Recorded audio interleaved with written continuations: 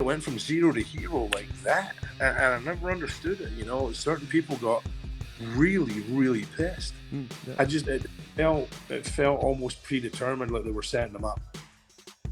To anyone, it was obvious that you guys were probably going to be the ones next in line for a tag team title reign, but then here came Cryme Tyme, and I guess Vince and the booking team kind of fell in love with them. And I've heard through some other people, some other guests. I don't want to throw anyone under the bus, but I know that I think we talked about it in an episode. But Tyson Kidd, T.J. Wilson, he had told me that him and Harry, when they were called up, they were dubbed the first team to actually manage to get a good match out of Cryme Tyme.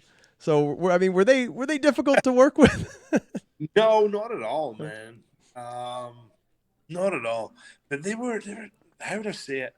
They kind of had to work under some rules. It kind of felt like, because a lot of people said, "Quit fucking around, quit doing this, quit doing that." So they weren't allowed to be themselves. Up to the point where they were doing a match. I can't even remember where the hell they were. It was somewhere up north, and they ended up getting fired because they put a move on the ref, And I'm in the back like, this is bullshit. Like, he's fucking perfectly safe. He's taken bumps before, he knows how to take bumps. But they ended up getting fired for that.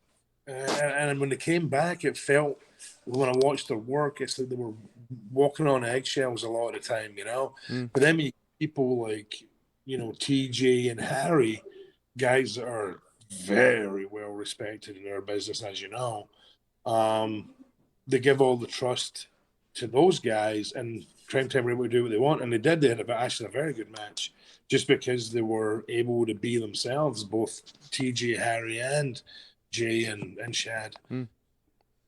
Yeah, that story about Cryme Tyme getting fired. And I remember Cryme Tyme, love him or hate him, they were very over, and you can put me in the category. I was a big fan of them too, but they got fired. I feel because they had they were the rib was played on them. I think that the ref counted fast or something like that against Cade and Murdoch, and then they decided to hit their finisher on the ref after the match, which the ref apparently wasn't aware they were going to do that. And then I think they took his belt and they sold it to the fans with their gimmick where they would always like steal someone's shoes and sell it. Yeah.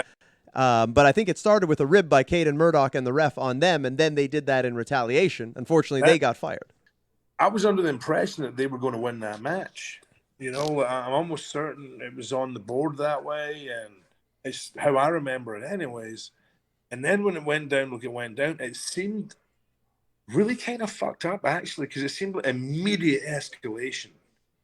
Immediately, some of the guys backstage, some certain guys, I won't say their names, were like, "That's fucking deplorable. That's getting into business for yourself." And I'm like, what are you talking about, dude? They were supposed to go over. So if they're supposed to go over, that means you want the crowd to be happy at the end of the match, right? So they never got to give them that because of the quick count. So they put themselves in a situation. They got a pop from the crowd. I didn't see nothing wrong with it. Yeah.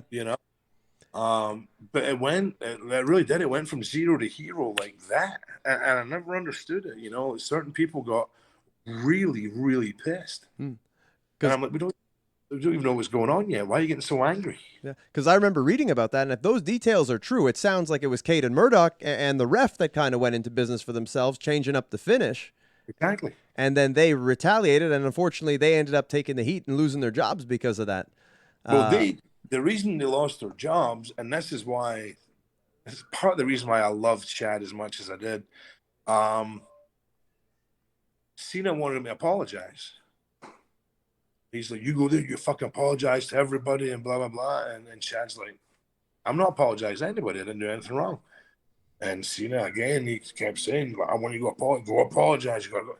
And Chad stood his ground, And they don't like it when people do that a lot of times. I'm not saying Cena was wrong for what he said, because maybe he wasn't clued in on what was happening at the time.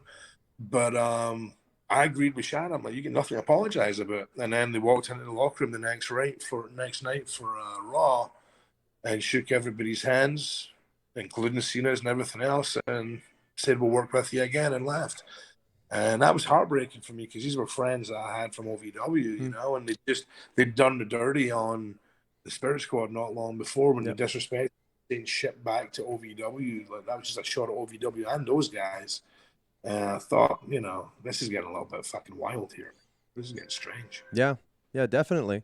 And it's interesting you mentioned Cena because maybe I got my timeline wrong, but I feel like they were doing something on TV with Cena. They were kind of a crew there going against JBL and his guys, or maybe it was against Edge with Cade and Murdoch. But I feel like Cena was doing a thing with Cryme Tyme. They were calling it like CTC, like Cryme Tyme and Cena, something like that. I couldn't remember at that point. I just remember being really perplexed by the whole thing. You know, immediately after it happened, the amount of people that were like, Jesus, you know, all melodramatic over it and stuff. I'm like, this kind of seems like a fucking work. You know, like, not saying it was or it wasn't. And I really don't care. I've got nobody impressed in the business anymore. I don't even give a shit. Yeah. It felt almost predetermined, like they were setting them up. It's interesting. Yeah, who knows?